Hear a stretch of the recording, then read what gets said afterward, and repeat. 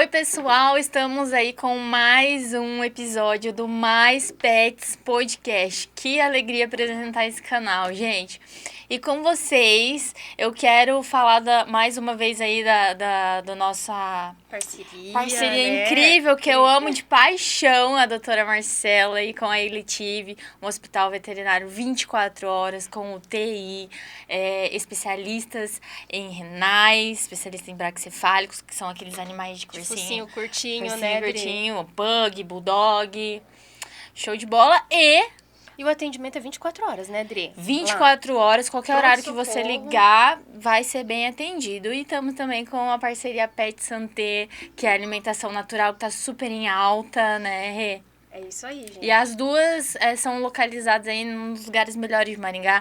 A Elitive na Avenida Tiradentes, né? E a Pet Isso, Santé na Prudentes de Moraes. É só ligar que vão ser muito bem atendidos. E hoje, gente, eu tô feliz demais porque chegamos num nível aqui no nosso Mais Pets Podcast sensacional com o nosso coordenador do curso de Medicina Veterinária aqui da Unicesumar de Maringá, Rodrigo Paulozzi Jesus. Falei? Foi o Rodrigo Jesus Paulozzi, foi meu professor e eu tô emocionada aqui na sua frente, viu, Rodrigo? Que honra, né? Gente, que honra, isso? professor. Eu zerei a vida agora. Eu que agradeço imensamente o convite, né? Parabéns pelo canal, a Adriele, a Renata. Muito bacana poder participar aqui, né? Trazer um pouquinho da nossa história, né? Nossa vida, nosso cotidiano, nosso dia a dia, compartilhar com todos os colegas. Eu posso falar um pouquinho aqui do teu currículo, professor? Sim. O Rodrigo, gente, ele trabalha aí como docente no curso da Medicina Veterinária há 20 anos na Unicesumar. Ele é coordenador do curso há 15 anos, coordenador do programa de internacionalização do curso da Medicina Veterinária. Então, galera, cola nele que ele manda vocês lá pro exterior. Show de bola. Faz parte do banco de avaliações de cursos de Medicina Veterinária do Ministério da Educação, o MEC, pessoal. A gente tá falando aqui com só fera. E é membro da Comissão de Educação do Conselho da Medicina Veterinária do Paraná. Além de ir para Curitiba também, que tem uma unidade lá, Sim, né? sim. Da Unicesumar. Sim. Quer falar um pouquinho? Eu tive que ler, pessoal, porque muita né, coisa Adri? importante Não aqui. tem Bom, professor, a gente queria escutar um pouquinho de você, um pouquinho da sua história, sua caminhada aí antes, começando aí na medicina veterinária, como que foi essa decisão na tua vida? E aí depois a docência, né, que veio aí, se teve clínica antes ou se não teve. Conta um pouquinho da sua história para nós. Sim, eu vou resumir, né? Porque tem muitos detalhes aí, mas é assim, quando você escuta falar o que te levou a ser médico veterinário, né? Então, quando a gente é criança, adolescente, a gente tem uma ligação muito forte com os animais. E, sem dúvida nenhuma, isso é um dos fatores que normalmente leva uma pessoa a pensar na medicina veterinária. Só que desde criança eu tenho duas paixões na minha vida, que é a medicina veterinária, tá? E eu sempre quis ser piloto de avião. Eu sempre quis ser piloto comercial. Porém, a minha condição de vida, né, focou um pouco mais, levou eu um pouco mais para o lado da medicina veterinária. Porque desde pequeno, meus familiares sempre tiveram fazenda. Então, a minha infância, a minha juventude, chegava sexta-feira à tarde, ia para a fazenda, ficava lá na fazenda até domingo à noite e vinha embora. Isso eu passei muitos e muitos anos da minha vida fazendo isso. Não só durante os finais de semana, mas as minhas férias. Primeiro dia de férias estava na fazenda, até o último dia de férias na fazenda.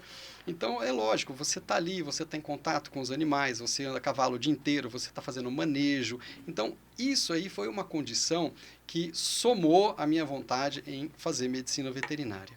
Um outro fator importante também, na minha escolha, eu sempre gostei da área médica, da área de biológicas, né? Então, isso é uma coisa que eu sempre fui fascinado, né?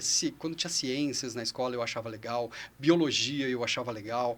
Então, esse lado também foi uma somatória de fatores para eu decidir a medicina veterinária. Eu era de uma cidade do interior de São Paulo, né, de Presidente Prudente, e lá uma escola de piloto ficava muito longe de lá. Então, era uma coisa que não era tão palpável, não era tão fácil de pensar, né? Fora os custos, que, né, até hoje é muito caro. Né? Não que a medicina veterinária não seja, mas os custos para morar fora, ou seja, envolvia vários fatores. E aí a decisão foi tomada, a medicina veterinária, por essa soma de fatores, de gostar dos animais, de gostar da medicina, de gostar da área de biológicas, né? E isso foi um fator decisivo aí para a escolha do curso. Entrei na faculdade de medicina veterinária, né? Cursei faculdade de medicina veterinária, terminou a faculdade, fui atuar em clínicas particulares, fazendo plantão em São Paulo, capital.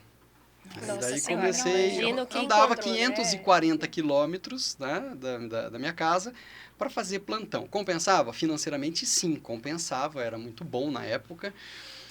E aí fiz 2, 3 plantões em São Paulo e o proprietário dessa loja imensa que tinha lá, com uma clínica agregada, abriu uma outra unidade e me convidou para mudar para São Paulo para trabalhar nessa clínica nova.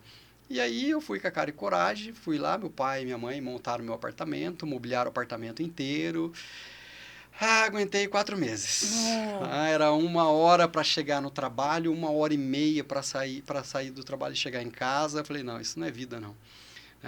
E aí, quando eu estava na faculdade, eu lembro que um professor, meu professor do departamento de cirurgia, falou, quando você se formar, eu quero montar uma clínica junto, vamos trabalhar junto. E aquilo lá ficou, né, no esquecimento. E eu voltei de São Paulo para Presidente Prudente. E aí, falei, eu vou ligar pro Renato. Liguei para esse amigo meu, falei, e aí, cara, eu tô numa cidade que chama Maringá, você conhece? Falei, conheço Maringá. Eu tenho uma tia que mora em Maringá, já fui várias vezes a Maringá. Cidade muito bonita, muito legal. E ele falou, vem para cá, vem passar um final de semana aqui, né, para você conhecer. Eu tô dando aula numa faculdade aqui, sou professor de cirurgia numa faculdade, né, e vem para cá, né, para você conhecer. E quem sabe a gente abre alguma coisa junto. A esposa dele era veterinária também, é veterinária também. E aí eu vim, lembro que foi numa época de Expo Ingá, um mês de maio, por conta do feriado, né, e aí eu vim para cá e conversando, vamos abrir uma clínica aqui, enquanto a gente não acha lugar, vem para cá, vamos montar um consultório. E eu vim embora para Maringá, trabalhava meio período no consultório, a esposa dele o outro meio período. E isso foi em julho de 2001. Né? E aí chegou no final do ano, o Renato recebeu uma proposta para ir embora para Minas Gerais, para uma outra faculdade. Ele te trouxe pra cá. Ele falou, vamos com a gente. Falei, não vou. Não vou. Se apaixonou. Não vou, cara. Você morar em Maringá, você conhecer Maringá, para você sair daqui é uma coisa extremamente complicada. Né? E aí eu fiquei, aí em maio conheci a minha esposa, começamos a namorar. Eu trabalhava em algumas clínicas aqui, cheguei a arrendar uma clínica por 1 ano aqui na cidade. E aí fiquei 1 ano e na época eu lembro que o hospital da universidade ia ampliar o horário de atendimento. Comecei a fazer uma pós-graduação aqui, né, na faculdade. E aí o horário de atendimento do hospital veterinário da faculdade ia ampliar, iam precisar de médicos veterinários. E aí eu mandei meu currículo, fui selecionado e comecei a trabalhar. Larguei tudo, larguei a clínica particular e fui para o hospital escola. Né, comecei a trabalhar lá no hospital escola. Como docente. Como médico veterinário. Como médico veterinário, fazendo um atendimento lá no hospital. Aí passou 2 meses, aí eu comecei a ter contato com os alunos, né, e explicava os procedimentos, tal. E aí o coordenador do curso, na época, ele via, né, eu conversando com os alunos, explicando. Daí um dia ele me chamou na sala dele e falou assim, você não gostaria de dar aula? Daí eu falei assim, putz, dar aula? Eu nunca tive pretensão de dar aula. Eu não gostava de falar em público. Chegou na faculdade, eu ficar com 0 em trabalho, com vergonha de ir lá na frente para falar em público. Isso eu lembro, disciplina de extensão rural. 3º ano de faculdade, eu tinha vergonha. Eu fiquei com 0 no trabalho. Daí eu falei assim, vamos ver, eu tenho vontade. Aí 2 meses trabalhando como médico veterinário, já fui contratado como docente e comecei a dar aula. E isso foi lá em 2004. Né? E aí, agora...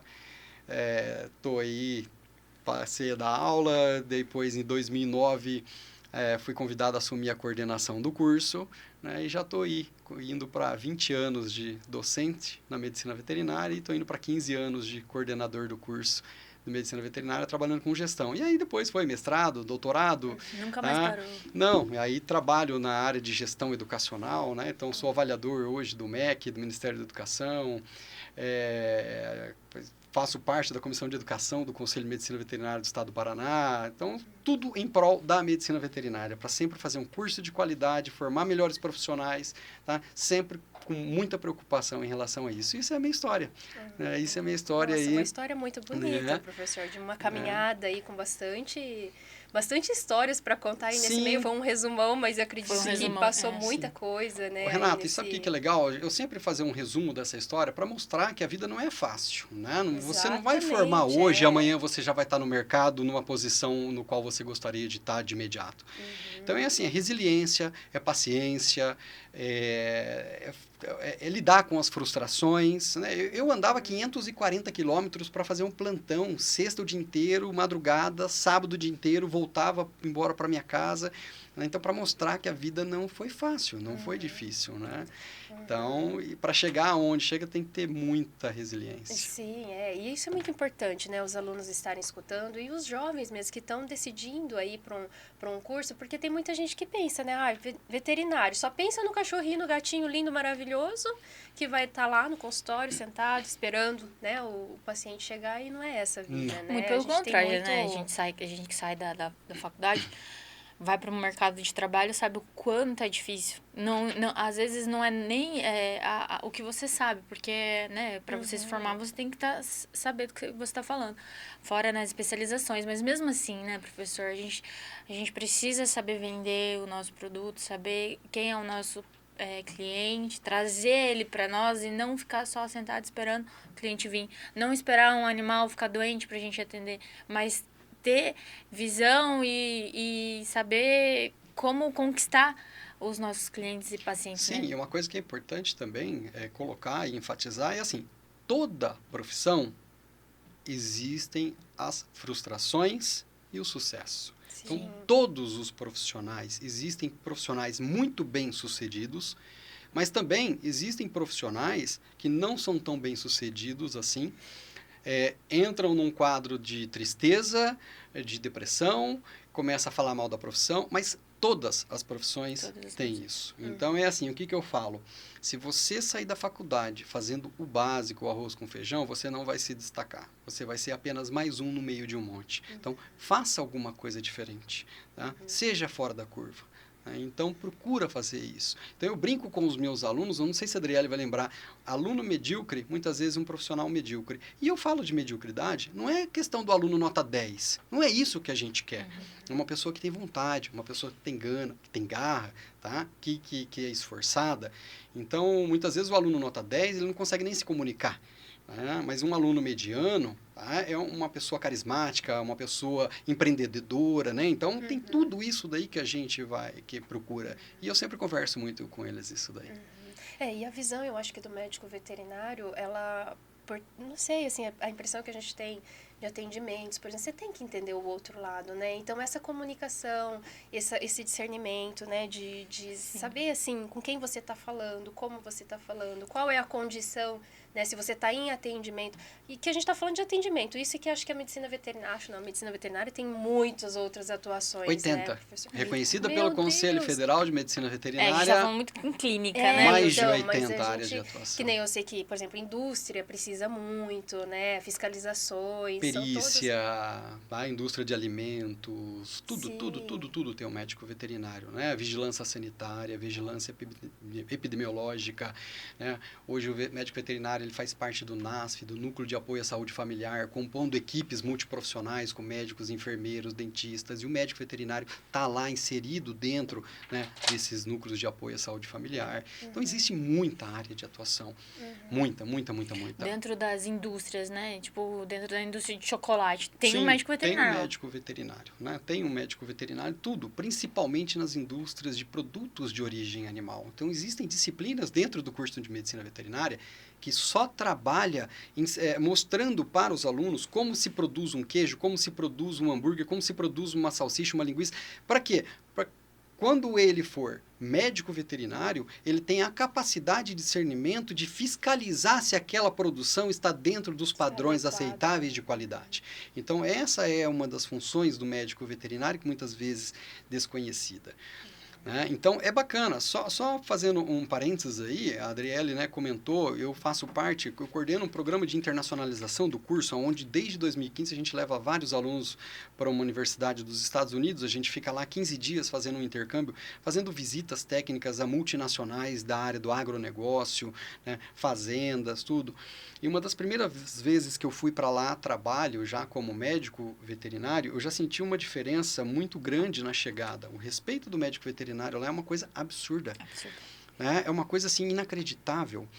Eu não gosto de colocar ranqueamento das profissões mais bem avaliadas, né, lá, porque todas as profissões são de extrema necessidade e de extrema importância.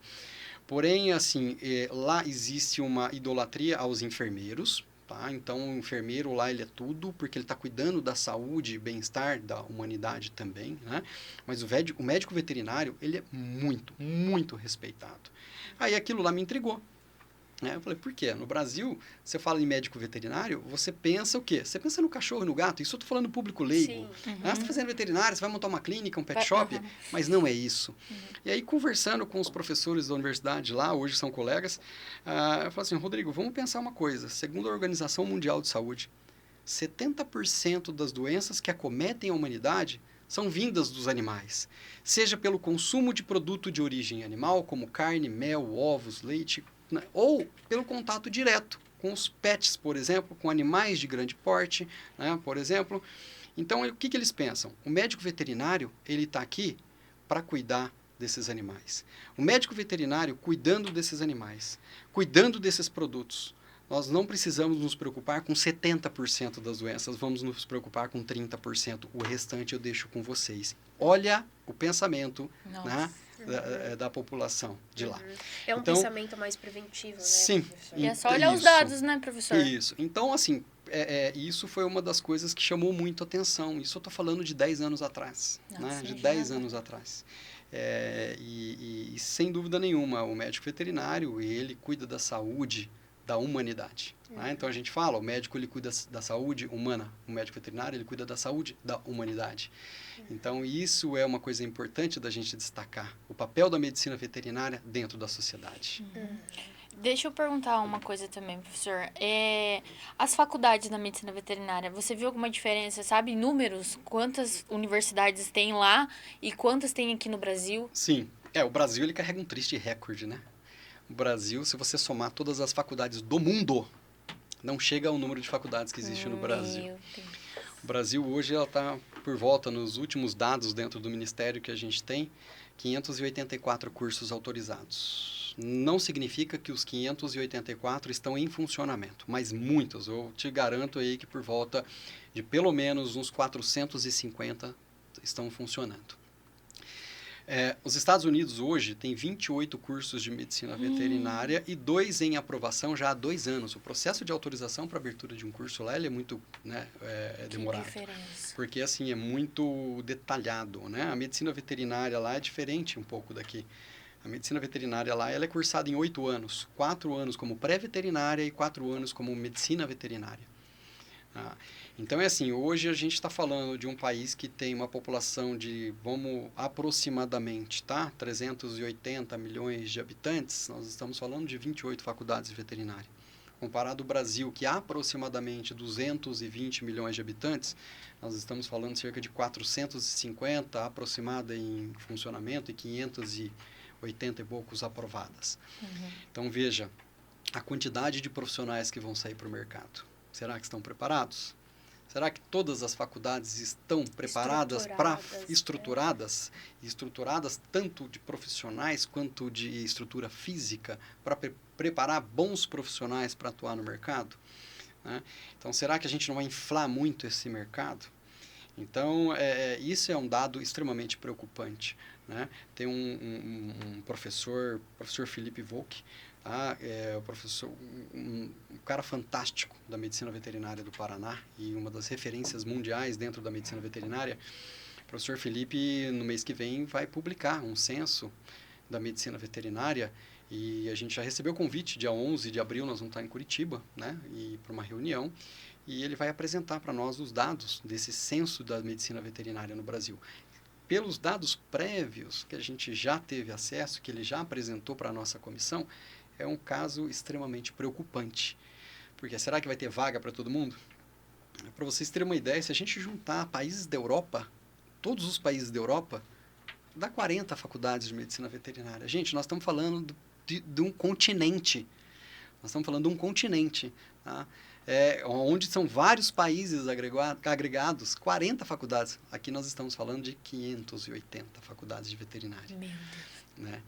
Então, quando você faça bem feito. Porque se você sair e fizer o básico, né, vai ser extremamente preocupante e pode ser frustrante. Então... E tem solução para isso? Tem como fazer uma fiscalização melhor? Ou tem uma regra?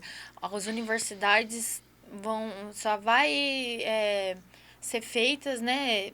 Se tiver isso, tal universidade vamos ter que fechar. A partir de hoje não abre mais um curso da medicina veterinária em tal universidade porque não tem essa estrutura. E assim, Adriele, para um curso funcionar, existem 2 etapas extremamente importantes. A primeira é a autorização do curso, onde a gente vai para a instituição, a gente analisa toda a parte de estrutura física, onde a gente analisa toda a parte documental, onde a gente analisa...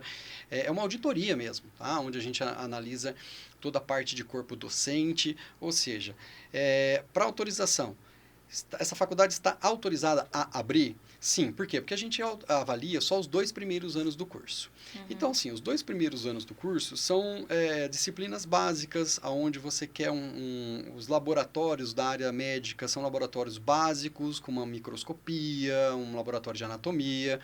O curso de medicina veterinária, em termos financeiros e estruturais, ele começa a preocupar um pouco a partir do 3º ano, onde você já precisa ter um hospital, onde você precisa ter uma fazenda-escola, aí se torna caro. Só que, quando o curso chega no seu funcionamento acima de 75%, ele precisa solicitar para o Ministério da Educação, para o MEC, uma outra visita, tá? Que é o reconhecimento do curso. Nesse reconhecimento vai ser avaliado, tá? Aí a visita são 5 dias. Aí é avaliado toda a parte estrutural, aí é avaliado todo o planejamento do curso, todo o projeto pedagógico do curso, que é onde a gente se baseia, né? Onde é a história do curso, tudo que acontece dentro do curso está dentro desse projeto pedagógico. Corpo docente também. Tudo, corpo docente, titulação, tudo. A gente vê detalhes. Nós passamos 5 dias fazendo essa avaliação. Professor, assim, você falou que precisa de 8 anos nos Estados Unidos se formar. Aí, voltamos para o Brasil. Começamos na Unicesumar. É integral. Integral. A partir do 3º ano, ele se torna integral. Aí existem cursos que depois, já tendo na Unicesumar, foi para períodos noturno, matutino. Por que deixou? Entendeu? Por que foi caindo essa... Porque para mim, infelizmente, foi caindo. Em vez de aumentar, entendeu? Sim, é assim, ó, lá a gente tem, né, essa estrutura do integral ainda permanece. Os 2 primeiros anos a gente concentra as aulas no período da manhã, mas a partir do 3º ano ele continua sendo integral, tem aulas manhã e tarde. Uhum. Porém, o que a gente vê? Que alguns cursos, eles são ofertados em período único. Período matutino, período noturno. Por que isso? Dentro do Conselho Nacional de Educação, que é um outro órgão federal, existem lá as normativas para funcionamento de cursos de graduação, aonde existe a carga horária mínima aceitável para cada curso. E a medicina veterinária, hoje, ela é fixada em 4.000 horas a carga horária mínima. Uhum. Então, é assim, se durante os 5 anos você tem a capacidade de ofertar essas 4.000 horas, bem, tranquilo, sem problema nenhum. Uhum. Tá? Mas aí e as práticas? Normalmente, o que eu tenho visto não é a minha realidade, tá? Minha realidade é um outro nível de situação. Algumas faculdades colocam aula de sábado de manhã, aula sábado à tarde, aula domingo de manhã, né? Principalmente quando a gente pensa aula campo, fazenda. Como você vai para fazenda à noite, fazer alguma coisa na fazenda à noite? Não tem como. Então, respeitando essas 4.000 horas, tranquilo. Mas aí também existe a questão das aulas práticas de divisão de turma. Algumas aulas a gente precisa reduzir o número de alunos dentro de ambientes que são ambientes críticos. Por exemplo, uma sala de pré-anestesia, um centro cirúrgico, eu não posso colocar uma quantidade grande de aluno ali dentro. Então, eu preciso fragmentar essa turma, muitas vezes, em 10 equipes. uma sala de 50 alunos, às vezes eu trabalho com uma equipe de 5 alunos. Então, se a gente for montar 10 grupos, qual hora que eu vou colocar os 10 grupos? Sendo que a manhã inteira está fechado com aula teórica, de segunda a sexta-feira. Então, eu preciso usar essas lacunas do período do contraturno, que a gente chama no período da tarde, para encaixar esses grupos em aulas práticas, tá? Mas aí, veja bem, é a particularidade de cada instituição, carga horária de cada disciplina, metodologia de ensino de cada instituição, tá? O que a gente tem que fazer? Obrigatoriamente, cumprir as regras do Conselho Nacional de Educação e do Ministério da Educação. Cumprindo, tranquilo, mas aí fica a consciência de como será cumprida. Entendi. Entendeu? E teve quando eu me formei há 4 anos atrás, teve uma especulação que ia sair o curso da medicina veterinária online. O que você Olha, o senhor me fala disso? Tá vendo como tá caindo o negócio aqui? Online? É verdade isso, não é? é assim, ó. Mas acho que é só as teóricas. Então, acontece. eu não tenho propriedade para falar como que é um funcionamento, né? Porque eu vejo isso muito longe, muito distante da minha pessoa. Uma coisa que a gente tem que colocar aqui, tá? O ensino à distância, o EAD, ele veio e ele auxiliou muita gente. Imagina uma pessoa que mora lá no interior do Mato Grosso, numa cidade de 4 mil habitantes, que não tem uma instituição de ensino, ele não tem condições de pegar um carro, um transporte para ir até um centro grande, para estudar, tal. Ou seja, o EAD oportunizou a graduação para muita gente, Porém, existem cursos e cursos, né, que são ministrados. Esse é o meu ponto de vista, tá? Então, lógico, a gente sabe que alguns cursos que têm muita prática, alguns cursos que têm, daqui para frente, um internato obrigatório, como na medicina veterinária, a partir desse ano vai ter que ter, igual da medicina humana. Um curso que tem aulas práticas de segunda a sexta-feira dentro de um hospital-escola, né? Como aplicar isso? Então, se você pensar para o primeiro, para o segundo ano, tá, é uma coisa. Mas se você pensar já no terceiro ano, onde você tem disciplinas técnico-profissionalizantes e até mesmo profissionalizantes, onde você precisa colocar a mão na massa, como é que você vai fazer isso? Então, é assim, alguns cursos cabem perfeitamente. Tá? Até uma oportunidade em termos de logística para a pessoa, transporte, financeiro, né? O curso EAD, isso eu não preciso falar, você olha qualquer página de instituição que oferta o curso EAD, tem cursos aí muito acessíveis, e isso foi um ganho para a população. Gente, e uma coisa que eu falo, não é fácil o curso EAD não, super difícil. Você precisa se policiar, porque você faz o seu horário, você faz a sua atividade, então é extremamente complexo. Tem que ter disciplina, né? E disciplina. muita, porque eu acho que se eu ficasse olhando ali, eu já tava dormindo. Né? Mas é assim, Já volto, professor. Já volto. mas é assim, Assiste existem depois. cursos e cursos, né? Então, assim, eu, Rodrigo, tá? Eu não vejo a medicina veterinária com esse foco, não é. Se presencial já é extremamente Muito complexo, difícil. Muito É. difícil. tá? E eu tô falando, gente, de 29 anos de atuação. 29 anos, 5 como aluno, tá? E 24 como profissional. E desses 24, 20 como professor e 15 como coordenador, trabalhando com a gestão. Coordenar um curso de medicina veterinária, né? Deve ser punk. É difícil, não é fácil, porque é muita coisa, né? O coordenar não é só você fazer a organização, é você gerir pessoas e gerir conflitos. E hoje a gente sabe que o grande problema da população é isso. Mudando de assunto para mais, não sei se é para mais leve ou para Pessoas, mais forte. Tem sei lá, digamos, tem um professor lá dando trabalho, mas ele tá lá há muito tempo. E aí os alunos vêm e falam, coordenador, pelo amor de Deus, né? O que o Olha senhor pra faria? isso. Tá, não, Olha pra isso, pelo amor de Deus, professor. é assim, ó. Olha, pelo amor de Deus, socorre aqui. Isso acontece. Isso acontece. Deve ser né? difícil, Porque todos nós somos humanos, todos nós somos passíveis de erro, todos nós, passou um certo momento, nos acomodamos e muitas vezes precisa vir uma pessoa de fora, dar um chacoalhão para a gente acordar. Então, isso acontece. Só que isso, Odriele, é uma coisa que eu levo com muita naturalidade, porque, assim, uma coisa que eu adquiri desde o primeiro dia que eu assumi a coordenação, é o respeito que eu tenho pelos meus colegas, né? E e vice-versa. A gente se respeita muito. Então, tudo que eu falo, né, eles acreditam e confiam em mim. Então, isso é uma coisa muito bacana, isso é uma coisa leve de se levar. Tá? Então, inúmeras vezes nesses 15 anos, já eu recebi muitas reclamações. O professor está fazendo isso, o professor está fazendo aquilo. Ou pior, o professor não está fazendo isso. Né? Aí é chegar, conversar e expor. Porque muitas vezes o aluno não fala com o professor com medo. Não é com medo, ele vai me perseguir, ele vai me prejudicar. Não, mas não é assim. Ali nós todos somos profissionais. Tá? Então, muitas vezes eles chegam para mim e falam, olha, o professor tal, uma professora tal, tá assim, assim, assado. E por esse respeito e transparência que a gente tem ao longo desses 15 anos, eu como gestor deles, e 20 anos de convivência, a coisa flui muito bem. Tá? Tá acontecendo isso, isso e isso, daí a pessoa acorda, né? Fala assim, pô, é verdade. Porque, como eu falei, ouvir, né? Todos nós somos passíveis de erro e de acomodação. Tá? Então, às vezes, você precisa de um chacoalhãozinho, tá? E aí o negócio volta para o eixo. Tá? Então, é como normal. tudo na vida, como também, tudo na né? vida, como tudo na vida, justamente. Até marido, esposa, né, filho, tudo precisa de um chacoalhão. Mas com respeito, né? Com sempre certeza. com muito respeito. Com certeza.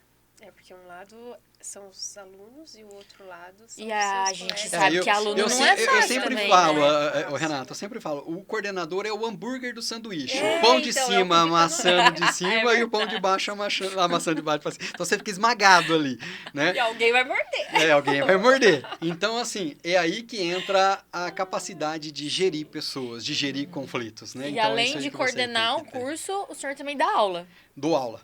Dou aula. Dou aula, já dei muito mais aula, né? Então, hoje, assim, eu dou aula de disciplinas complexas, né? Não são disciplinas... Eu lembro de você todo dia, né? Porque eu recebo exames de sangue. Eu lembro dele todo O exame fala com você. Fala comigo, eu lembro da voz O dele lá. exame fala para você o que está acontecendo.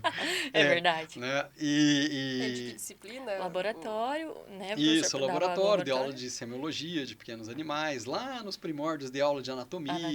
Eu participei da aula de anatomia. Então é assim. É fera, professor. Várias disciplinas aí ao longo dessa carreira, né? A gente ministrou. Então, além de sala de aula, tem a questão da gestão do curso, né? Que não é fácil, gestão de pessoas. E gestão de pessoas que eu falo é aluno, pai de aluno, mãe de aluno, professor. Nossa, isso deve ser a parte mais pai de aluno? também, né? Quantos anos os alunos Pois têm? Pois é. Mas deve ter pai que parece lá, né? Pai e mãe, né? Tem, hoje um pouco menos, né? Hoje um pouco menos. A gente chegou uma época que não aparecia isso, a gente chegou uma época, né, que aparecia mais, agora um pouco menos. Hoje a gente tem muito problema de comportamento, de baixa estima. Depois dessa pandemia aí o negócio degringolou, né? Parece que piorou, complicou. Às vezes nota baixa. Sim, consegue... nota baixa. Nota baixa muitas vezes é um motivo. Quero trancar a faculdade porque eu tirei a nota baixa. Ô, meu amigo, vem cá.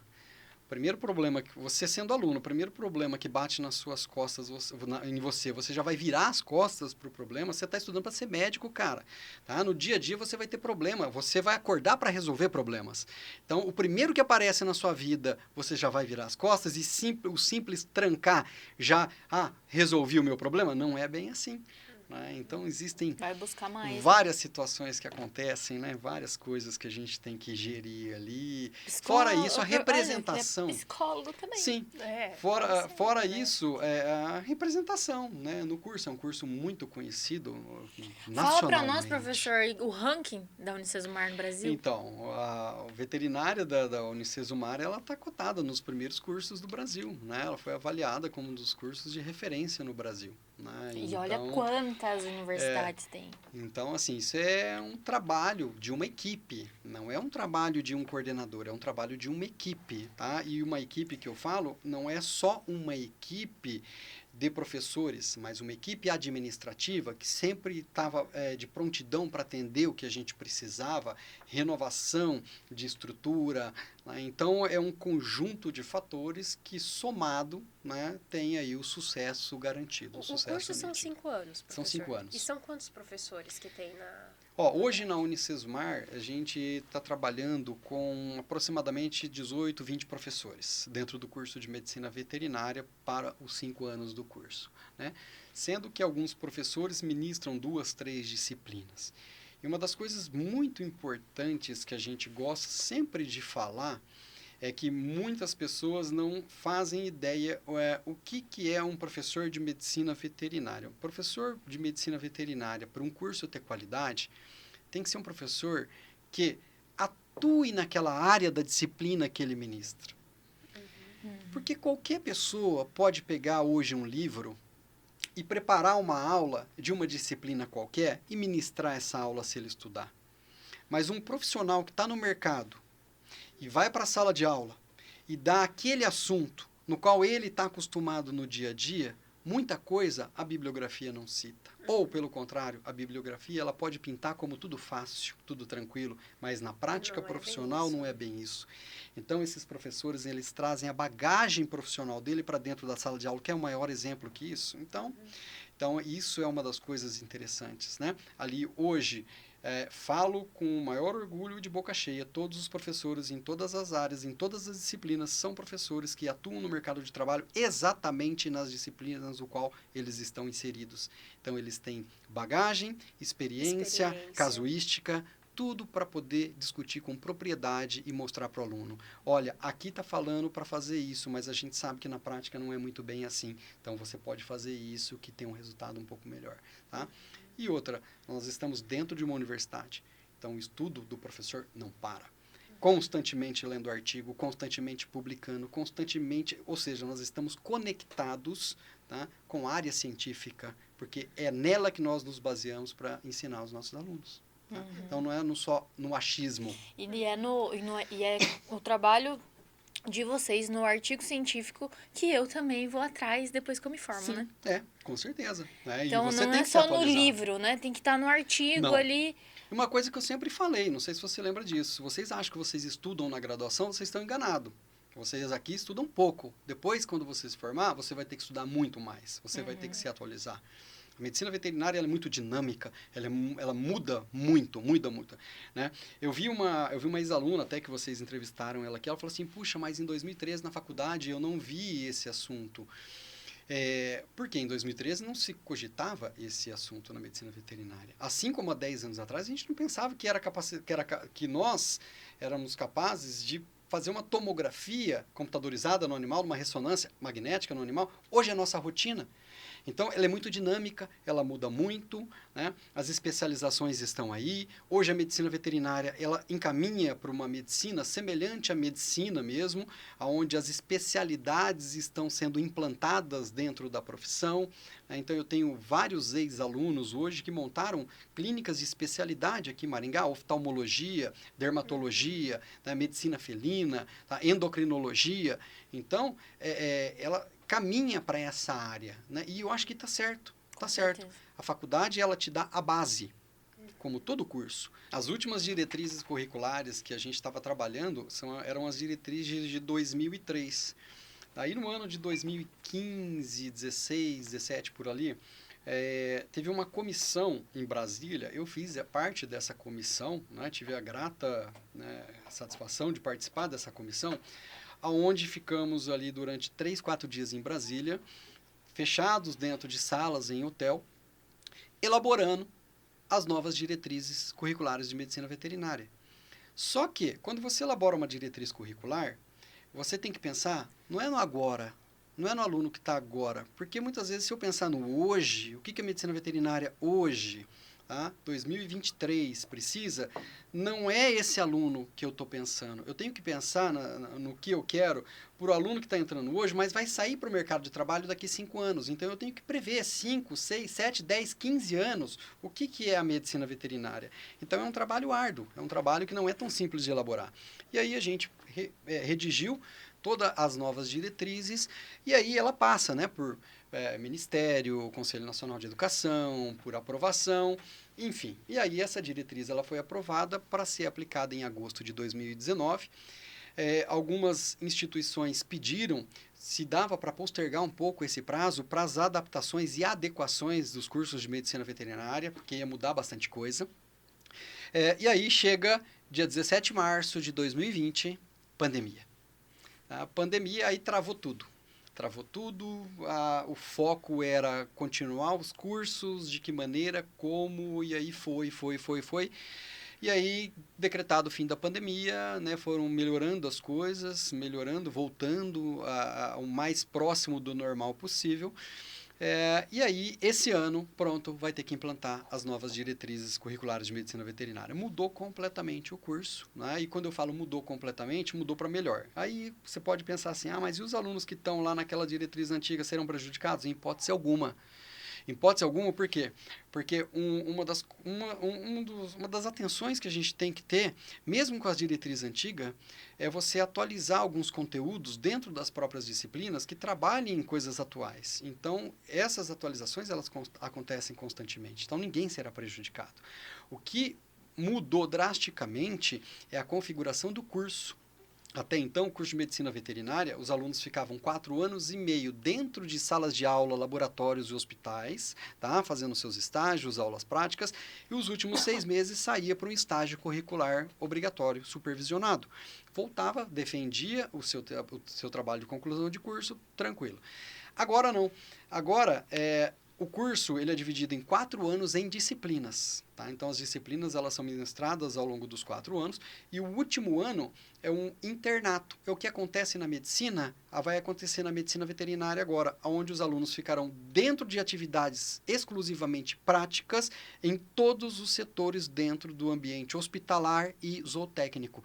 Então, grupos vão ficar na cirurgia de pequenos animais, grupos ficam na cirurgia de grandes, grupo fica na clínica médica de grandes, grupo fica na clínica médica de pequenos, grupo fica na parte de produção animal, bovinos de leite, bovinos de corte, na área de ovinocultura, caprinocultura, piscicultura, e aí, durante determinados períodos do semestre, eles vão fazendo rodízio, passando em todos os setores. Então né? é obrigatório passar por É todos. obrigatório. E é a universidade que escolhe... Porque na minha época eu que escolhia onde eu queria, a área e aonde. Não, agora, o estágio ele continua. Daí depois no segundo semestre, no último tá. semestre do curso, você sai para estágio curricular supervisionado e aí é da escolha do aluno.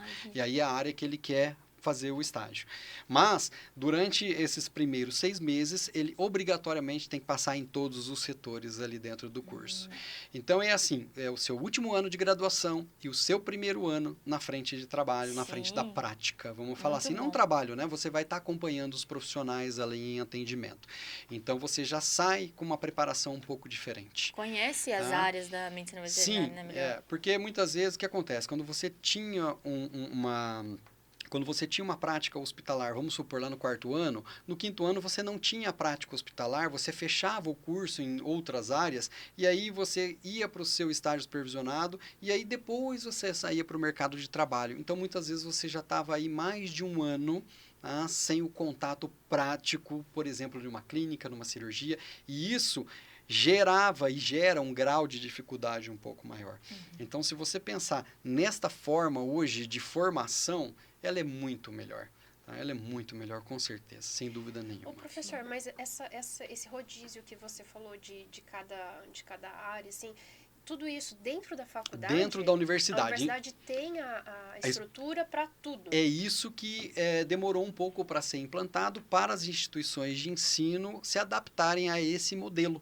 Né? Então, hoje, é obrigatório todas as faculdades terem esses ambientes para os alunos frequentarem e utilizarem.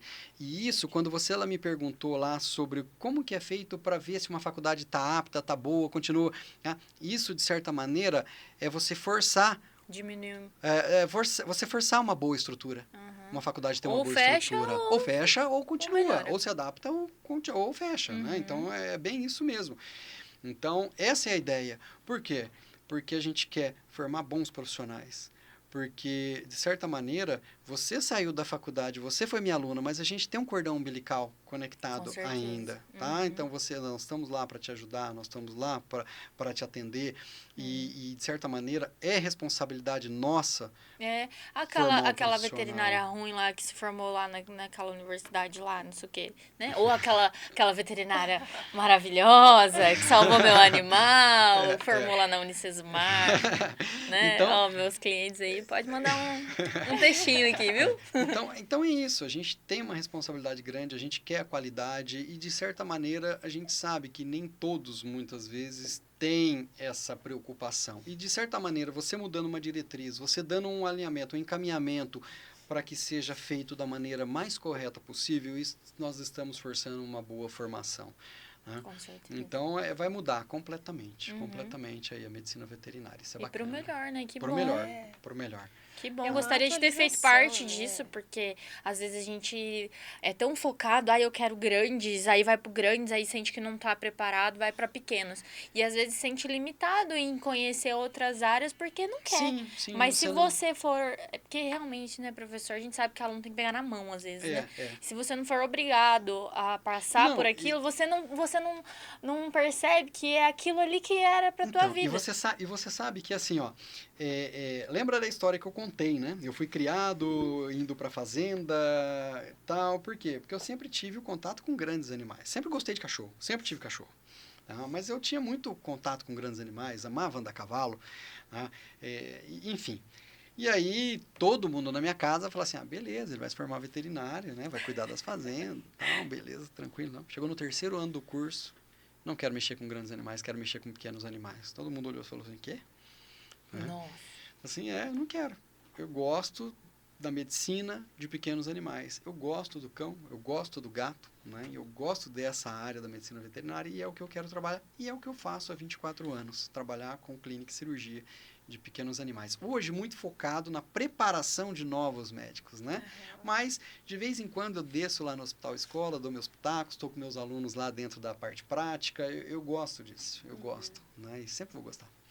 Mas é legal, né, professor? Eu vejo que os jovens hoje, eu sempre comento com eles, às vezes a gente tem ali um estagiário, outro, né, na empresa, e aí eu falo para eles, faz tudo que você puder dentro da faculdade e faz estágio, procura, porque ali você vai conseguir se identificar, né? Sim. Tipo, eu gosto disso, ótimo, bacana. Eu já não me identifico com isso, já não fica perdendo tempo com aquilo ali, Exatamente. né? Vai atrás que você gosta, porque é Uhum. tão satisfação, né? Assim, é uma satisfação tão grande você fazer o que você gosta, Sim. né? E saber de tudo um pouquinho, porque a gente nunca sabe lá na frente, né? A gente lá se na frente forma, vai precisar. trabalha com pequenos, mas às vezes não tá gostando, não tá indo, vai pra grandes e a gente sempre tem que estar em Você constante tem que estar preparado. Olha movimento, meu exemplo. Nunca preparado. imaginei dar aula na minha vida.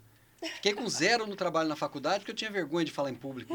Tá? Não fui lá na frente apresentar para uma sala, que era colegas da minha convivência, pessoas do meu cotidiano, e tinha vergonha.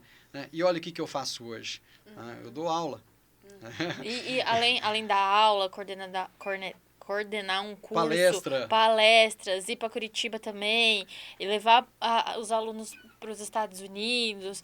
Também cuida dos residentes. Sim, que sim. tem Tem. A gente tem o programa de residência que lá. legal. Fora os alunos que vão lá estagiar. Sim. Fora, né? O Sim. intercâmbio. Intercâmbio, muito bom. É muita coisa, gente. É bastante coisa. Mas bastante gosta, coisa. né, professor? Eu gosto. É gratificante. Eu gosto, acho que é tem que amar, gratificante. não dá pra gostar só. É gratificante. Tudo isso. Né? Meu Então, Deus do assim, céu. uma das coisas que é bacana, os alunos que viajam comigo para fora, que ficam 15 dias fora, muitas vezes eles voltam com outra realidade, eles voltam com outra pegada. Né? Então, Volta com gás, né? é um projeto muito bacana, onde a gente trabalha toda a parte técnica, mas cultural também. Porque muitos alunos nunca tiveram oportunidade de viajar para fora. Tá? Muitos alunos já até foram para lá, para os Estados Unidos, mas a gente sempre fala, gente, para onde a gente vai é completamente diferente se você pensar aí numa viagem de turismo. Não tem nada a ver com Flórida, não tem nada a ver com Nova York, não tem nada a ver. Nós vamos para o centro, para o meio dos Estados Unidos, que é uma área produtora, é uma área que produz alimento. Então, você vai lidar com esse tipo de público, tá? Então, são pessoas que produzem alimento. Então, eles voltam para cá, assim... Pra onde que vocês vão? Para Springfield. Springfield fica no estado do Missouri, fica bem na região central ali dos Estados Unidos, que a gente chama de Cinturão Verde. Tá? Então, é onde produz. E como é escolhido esses alunos, professor? Olha, todo ano a gente faz um processo, né, de entrevistas e é assim, muitas vezes não é o aluno nota 10, tá? Não é o aluno que só tira nota, não, porque eu quero um aluno que esteja interessado. É um aluno que gosta do que faz, é um aluno que gosta do curso, é um aluno que quer conhecer, é um aluno curioso. Então, esse é o perfil de aluno que a gente seleciona para levar para lá. Tá? É um aluno de fácil comunicação, um aluno respeitoso, porque vai estar num país totalmente diferente, com cultura totalmente diferente, com leis totalmente diferentes. Tá? Então, tem que ser uma pessoa, vamos falar assim, que não me dê trabalho. Tá? Porque, né? E que esteja indo com foco de aprendizagem. Inclusive, ao longo desses 15 anos que a gente tem aí de curso, 15 anos não, 15 anos de coordenação, e desde que eu levo esses alunos de 2015 para cá, nós nunca tivemos problema de comportamento com o aluno.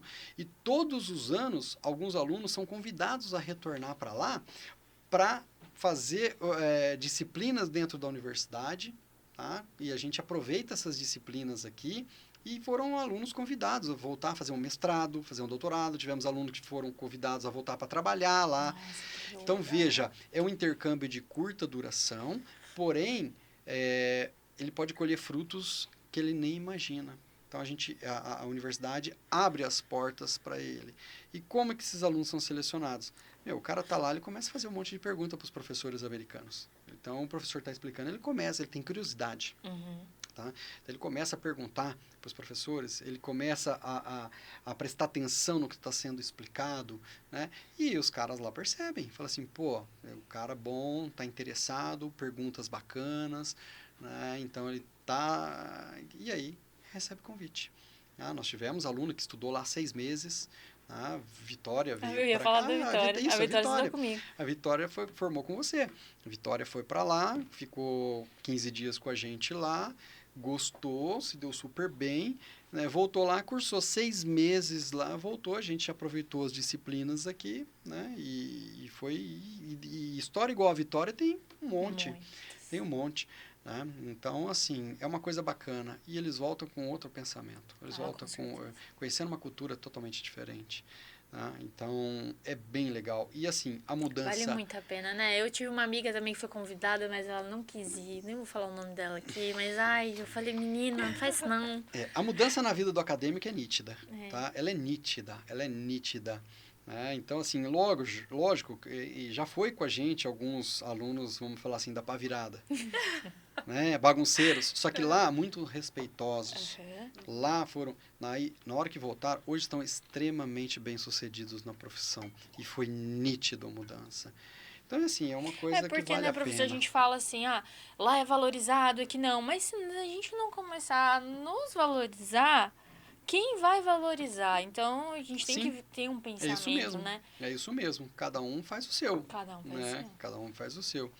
E, então, a sua autovalorização, você valorizar um colega, uma das coisas que a gente fica muitas vezes perplexo é o comportamento entre os colegas da profissão. Né? Então, tem que ser uma profissão mais unida, tem que ser uma profissão, como diz o professor Felipe Vuc, a maioria das profissões andam ombro a ombro, né? Um acolhendo, protegendo, compartilhando conhecimento, ajudando.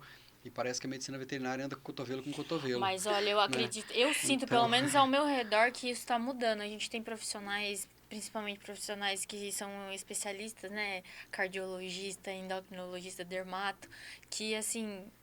É parceiro meu. Sim, lá na sim. Então, tem que realmente as coisas estão mudando assim, para o nosso lado. Isso, assim, né? Uma coisa que a gente via alguns anos atrás, e eu vejo uma mudança acontecendo nisso, quando um ex-aluno meu abriu uma clínica específica aqui, de especialização em oftalmologia, abriu aqui, tá?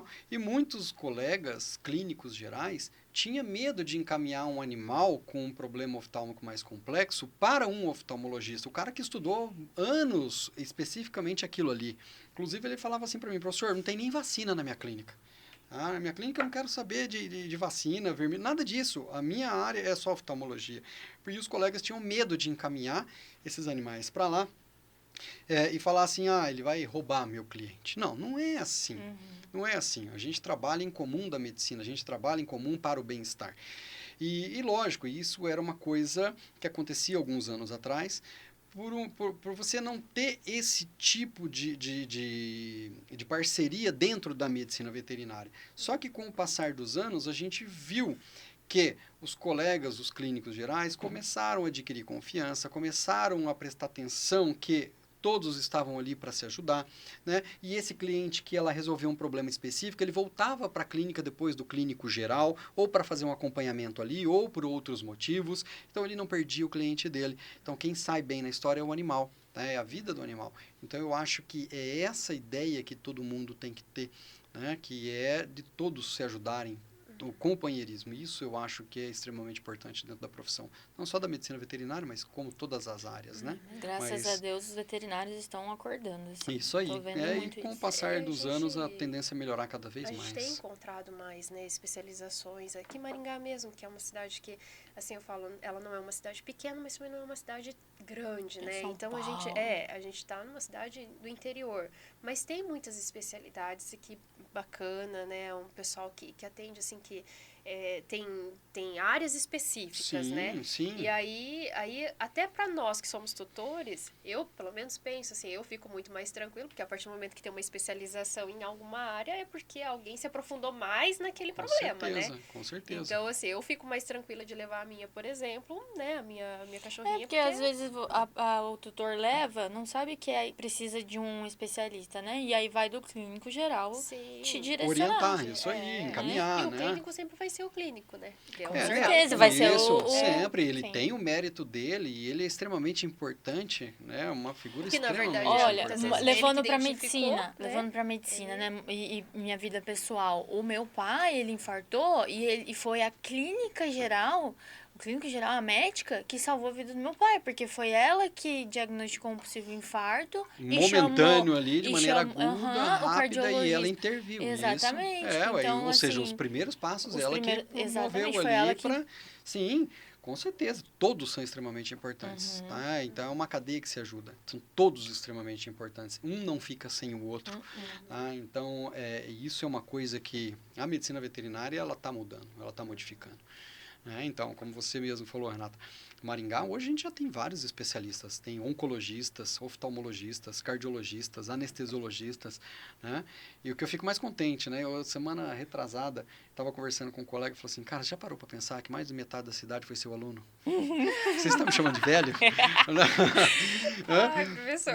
Mas você pensa, 20 anos, né? 20 anos hoje... Já formou quantas turmas, Quantas turmas, tá? Então, Nossa, quantos alunos, quantos profissionais já passaram na minha mão? Então, se a gente colocar em um número médio de 50 alunos formando por ano, né? Isso em 20 anos, são mais de 1.000 profissionais que a gente colocou no mercado de trabalho. Nossa, que Eu lembro orgulho, né, quando eu fui conhecer a universidade, né? Eu entrei foi o professor que nos apresentou. Eu entrei no centro cirúrgico. Quem tava operando? A Manu.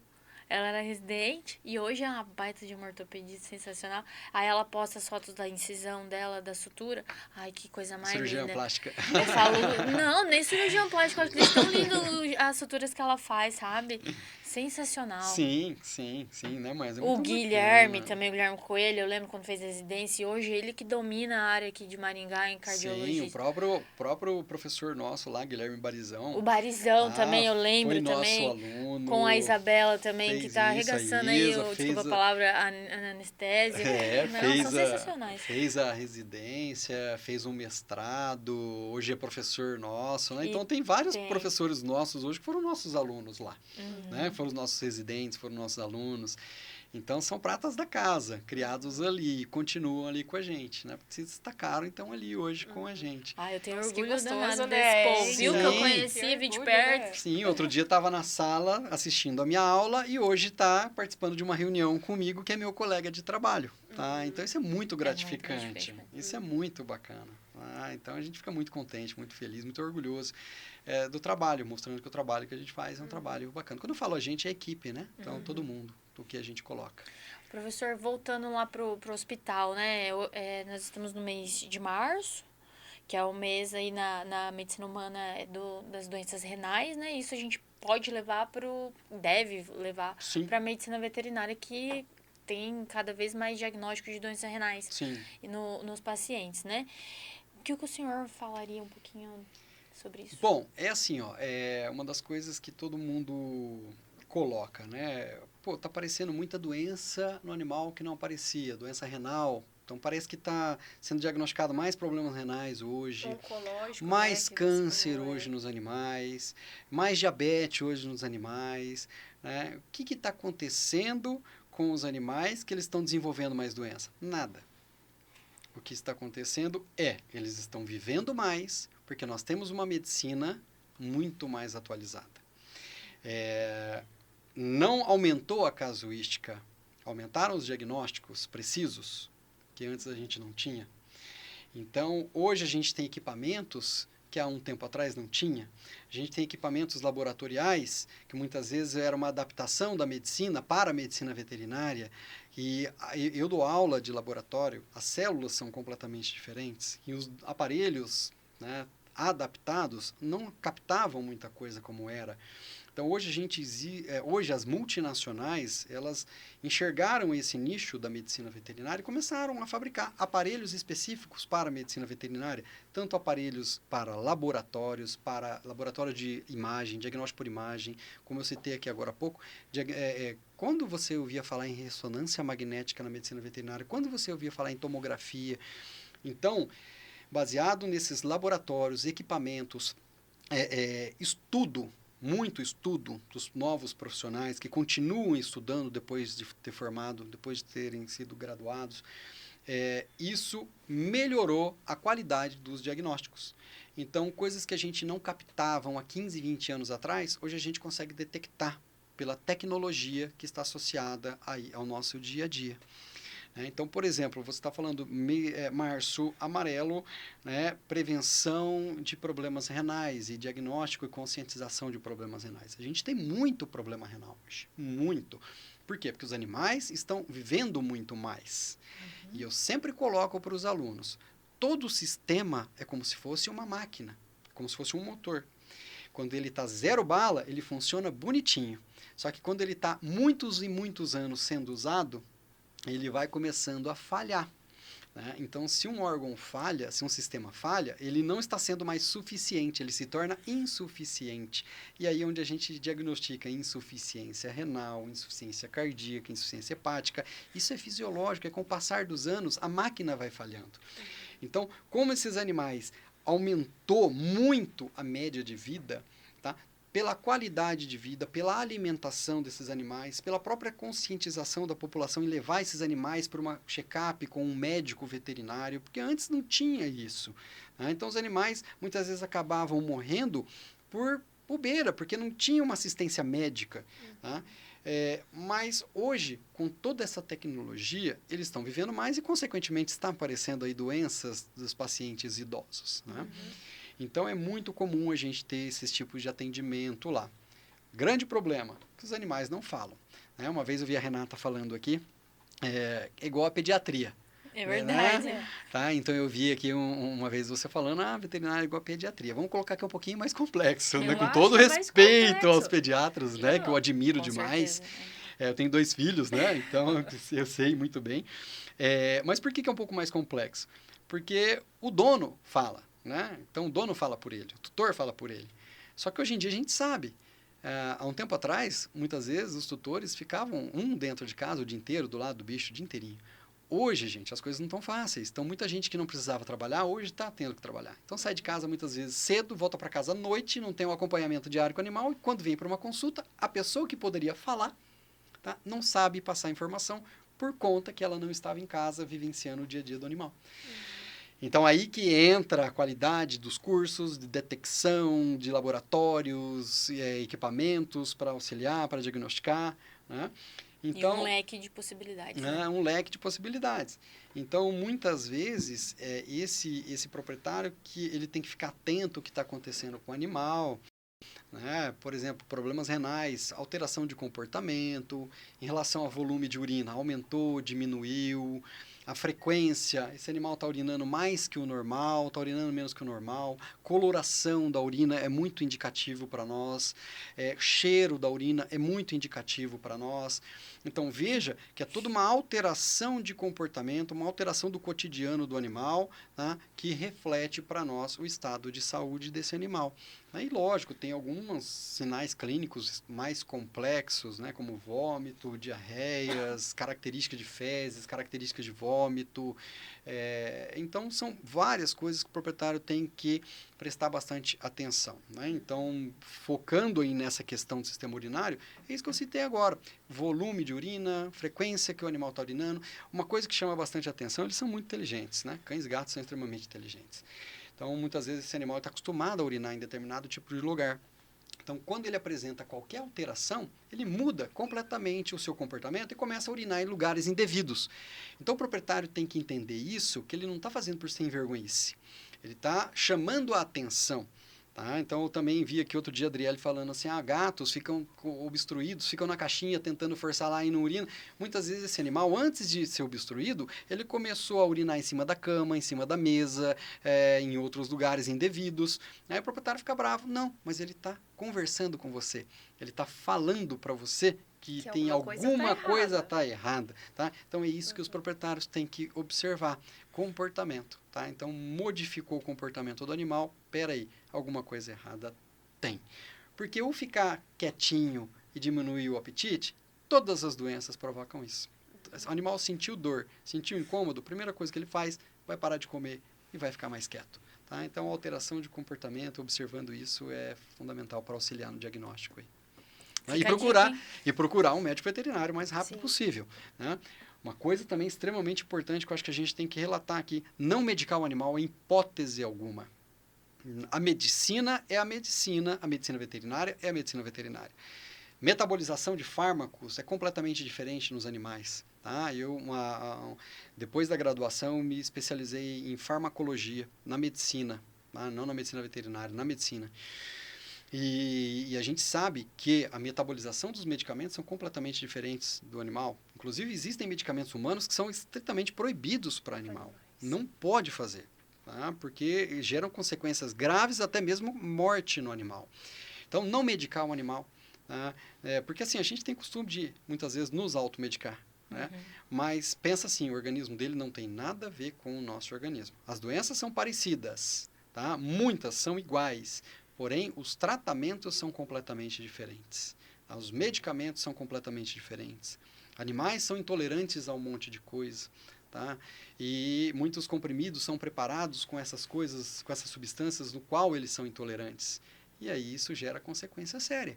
Né? Então, apresentou qualquer alteração de comportamento, leva para o seu médico veterinário de confiança.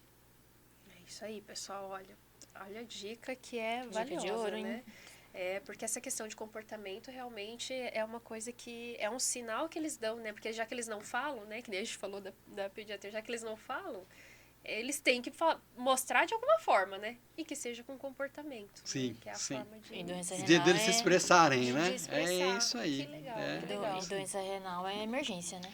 Sim, algumas é ação imediata, né? Assim, não pode, porque assim, o que começa pequenininho se torna grandão lá na frente. Se torna um problema muito sério lá na frente, muitas vezes um problema irreversível, tá? E aí que o prognóstico, ele é desfavorável. Professor, mudando de assunto também, tem uma blogueira médica veterinária que ela atua a domicílio. Ela é sensacional, ela explica bastante coisas também, que é a Luísa Quintela. Muitos veterinários seguem ela e também tem pessoas que só gostam de pets e seguem ela. De onde que ela é mesmo, Sueli? Do Espírito Santo. Ela falou, ela ficou indignada, né? Que a prefeitura fez um projeto de anticoncepcional para fêmeas. Fala para nós um pouquinho o que isso pode gerar. Ela falou, mas eu gostaria de falar diretamente com você, né? O que pode gerar um anticoncepcional em fêmeas, tá. né? Lógico. Deixa eu fazer uma pergunta antes. Anticoncepcional para fêmeas, pra para cachorro e cadela? gato? Sim, É isso? Sim. Mas comprimido? Tem os dois métodos, tem o oral e tem injetável. Existem as duas apresentações, tá? Mas no Brasil, o que mais é utilizado é o injetável. Tá? E no Brasil é um dos países pouquíssimos, raríssimos países que utilizam esse método contraceptivo para evitar. É seguro? Olha, como professor, como dentro da área acadêmica, como eu falei agora há pouco aqui para vocês, a gente se baseia muito em ciência, tá? E não é no achismo.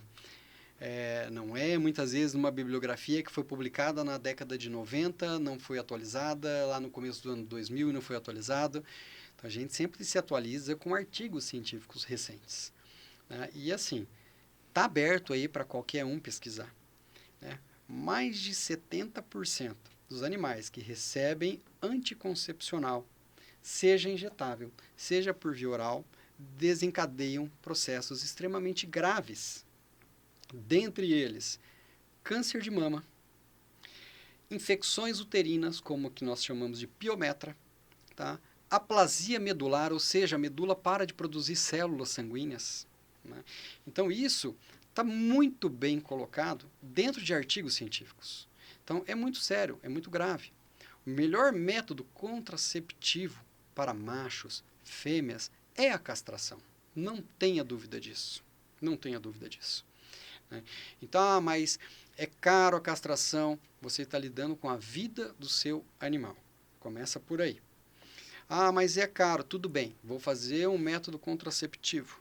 Tá? Método contraceptivo, o animal, a cadela, a gata, e tumor de mama, gente, não só dá em cadelas e gata, não. Macho também desenvolve tumores de mama, né? Então, é muito comum acontecer.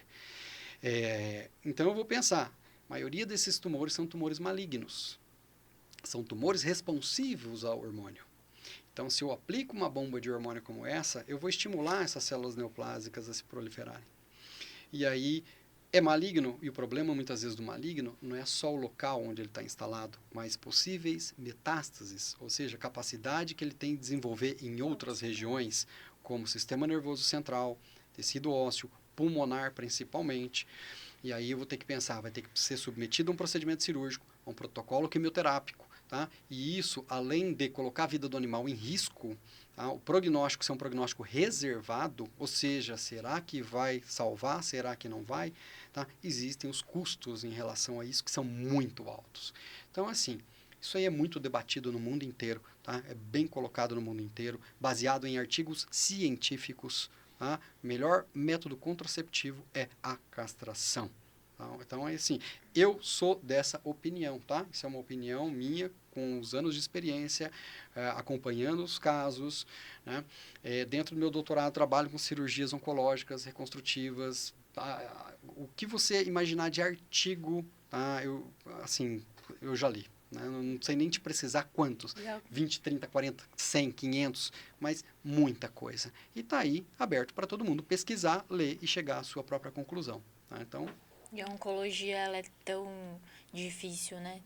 é complicada, já foi mais, né? Foi mais assim, hoje com a tecnologia de implementação de novas drogas, de associação desses fármacos, de vários quimioterápicos, a associação de várias técnicas como a cirurgia oncológica associada à eletroquimioterapia, quimioterapia, a própria radioterapia, né, que hoje também já é instaurada na medicina veterinária em alguns centros.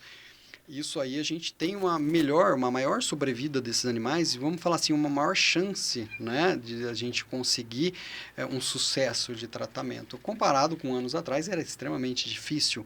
Então se vocês pensarem até na medicina, né, não sou médico, não sou da área, mas a gente escuta falar, né? Então quando uma pessoa era diagnosticada com câncer, praticamente estava dando o quê? Vai morrer. Né? Então, hoje a gente sabe que com a tecnologia, novos medicamentos, associação de novas técnicas, capacitação médica, questão de tecnologia de equipamentos, tudo isso vem somar e agregar. Porém, isso tudo gera um custo. E quando se trata da medicina veterinária, o custo é elevadíssimo, até mesmo porque não tem um plano de saúde tão eficaz como existe na medicina humana. Né? Então, é isso. A minha opinião em relação aos contraceptivos é isso daí. Melhor método, gente, castração. Não quer um animal para reprodução, castra esse animal. Castra esse animal. Tanto macho quanto fêmea. Tá? Então é melhor... Não tem porquê, né? Não tem. E outra coisa também.